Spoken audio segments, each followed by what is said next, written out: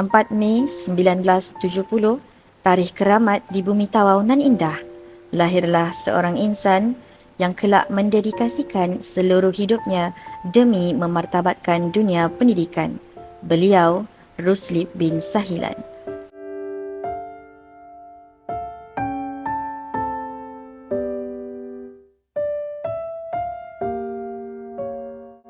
Perjalanan bermula dengan ilmu dari SRJK Brumas ke SMK Tawau. Seterusnya, melangkah ke Maktab Perguruan Ipoh Perak dan Universiti Putra Malaysia, membina asas menjadi seorang pendidik yang berjiwa besar.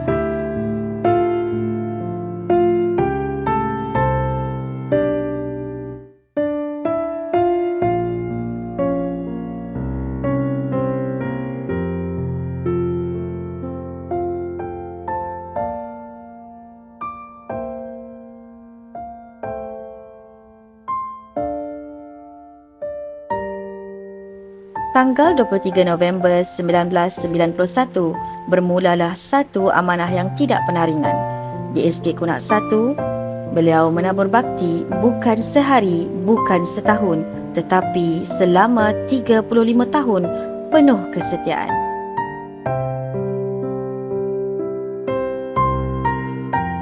Setiap hari adalah pengorbanan, setiap detik adalah perjuangan, mendidik dengan sabar, membimbing dengan ikhlas dan menyentuh kehidupan ramai anak bangsa tanpa pernah meminta balasan. Segala usaha tidak pernah sia-sia. Anugerah Perkhidmatan Cemerlang pada tahun 1997 dan 2015 menjadi saksi dedikasi yang tidak berbelah bahagi.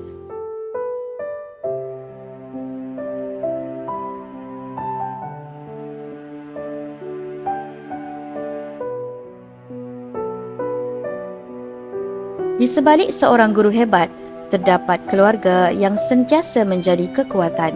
Bersama isteri tercinta, Rabaya Muhammad, serta anak-anak yang membanggakan, menjadi pelengkap kepada perjalanan yang penuh makna.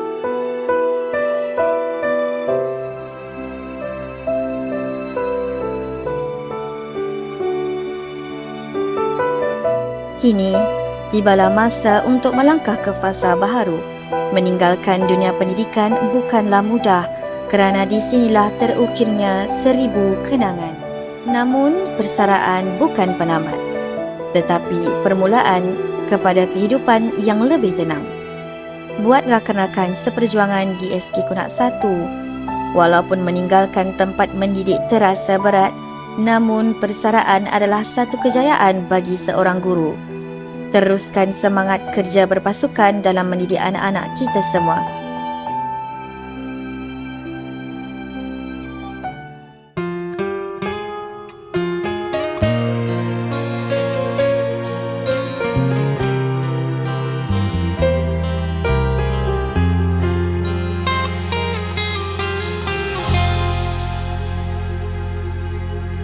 Terjaga dari lena, kau telah tiada. Baru semalam kita bersama, sekelip mata hilang semuanya. Belum sempat untuk ku buktikan kasih sayangku. Berat, sungguh berat ku rasakan saat ini. Tangisku menangis bersendiri, jiwaku meronta, mentari terkubur saat engkau pergi.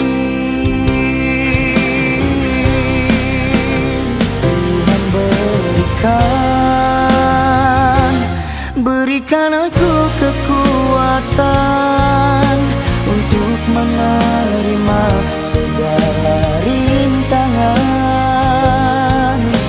Hanya kepadamu aku merayu kembali. kekuatan diriku.